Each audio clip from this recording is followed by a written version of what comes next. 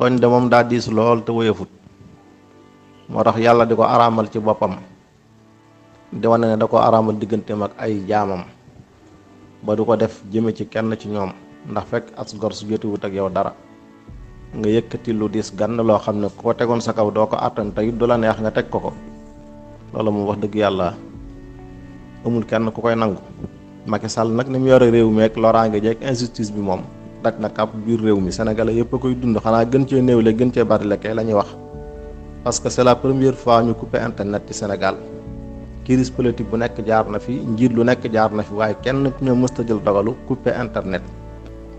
ndax xam nañ ne sénégalais yi koy jariñoo ñoo ëpp fuuf moo xam biir réew mi wala bitim réew ci ñoo xam ne nekkuñ sax ci biir réew mi seen yoon nekkul ci ay manifestation ci internet ci la ñuy liggéey ci la ñu daan seen doole am ñoo xam ne seen alal ci lañ ko denc ci la ñuy yónnee seen njaboot am ñoo xam ne ci la ñu fay seen i liggéeykat am ñoo xam ne seen facture courant crédit ba ñuy jënd ak yépp ci Wave lay jaar wala feneen foo xam ne connexion moo koy doxal nga xëy ne ko tàppi dagg ne daa am ñooy xeex loolu injustice fa la mën a yem. xam nga aw ay moom boo gisee ñu koy tere kenn bañ koo taal jamono bu nekk dadul yem ca ña nga xam ne ñoo sooke ay wax ñi cay loru ñu ci gën a bari sax seen yoon du ca nekk te manifestation moom boo xasee juddu ku ne manifesté wu am na ñoo xam ne daa am lu leen naqari ci wàllu politique am ñoo xam ne dafa am injustice bu ñu leen teg am na ñoo xam ne sàcc ak jaxaseeg toj ak taal moo leen di yëkkati ñëppay rax ci biir te Sénégal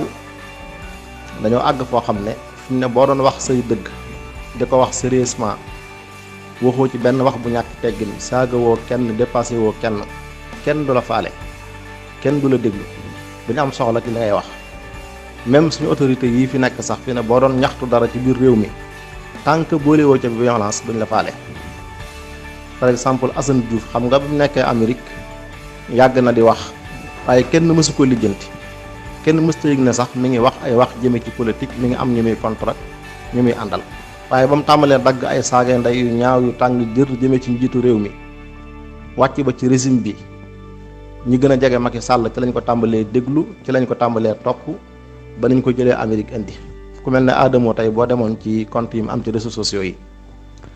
da ngay gis vidéo bu mu def ni muy baree ay nit ñu koy topp da ngay gis compte yi muy ubbi ni muy baree ñu cay abonné te làmmiñ wu ñaaw week daggi saaga yi képp moo ko waral.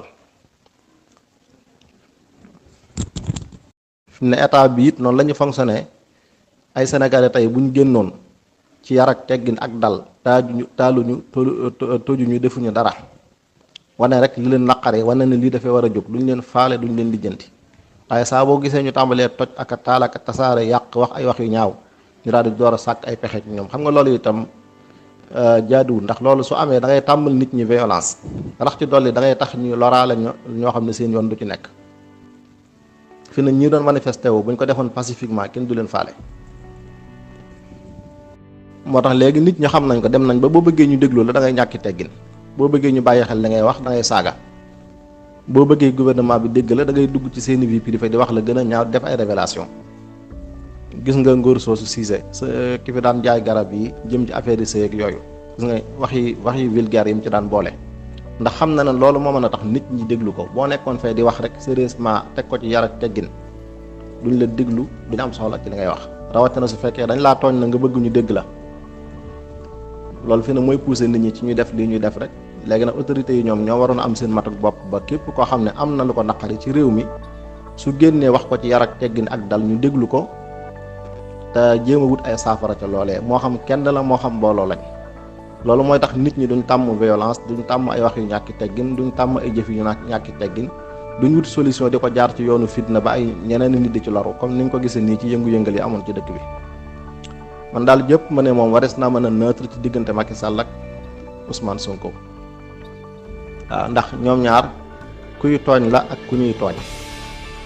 bu dee ci cadre politique nag moom kenn ku nekk jàpp naa ne mën ngaa far fu la neex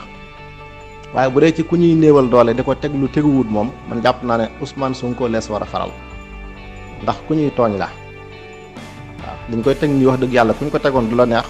kuñ ko doon teg sa mbokk it doo ci ànd buñ la ko doon teg it da nga bëgg ay nit jóg jàppale la ba loolu dañ politique dong tollut nii Sénégal mu de Sénégal yàgg nañu fi jaar di politique kenn daa xam nañ toll waaye popularité rek fi ne mooy délit bi Ousmane Sonko def popularité rek kese. am na mbooloo mu koy topp moo xam ne gratuitement la du leen duyal ay kaar du leen jox ay tiset du leen jox ay kap joxu leen benn dërëm ñoo ñëw ci seen coobaree bopp ñooy delloo seen bopp ñooy dajale seen xaalis di ko jox teg ko foo xam ne te mësuñu faa teg benn politicien toppee ko noo xam ne gisuñu ñu mas koo toppi benn politicien te Macky Sall nekk ci wàccaayu jeexal loolu mooy problème bi dox diggante Ousmane Sonko ak Macky Sall du leneen jéemal géeg pexe yeeg jaay doole géeg yëpp loolu rek la du leneen moom tooñu ko defu ko dara wax dëgg yàlla loolu nag nit mënu cee neutre doo xam ne kii day tooñ kee la ñuy tooñ bu noppi nga ne da ngay neutre taxaw ci digg bi loolu moom